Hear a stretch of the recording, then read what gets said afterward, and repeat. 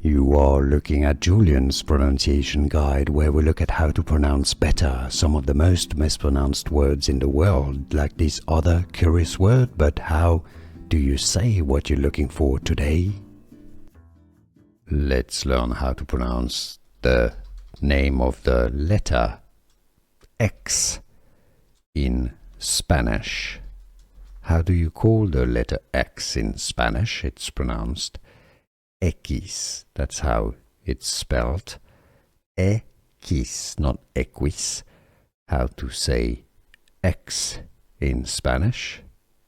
Equis. Equis. And now you know.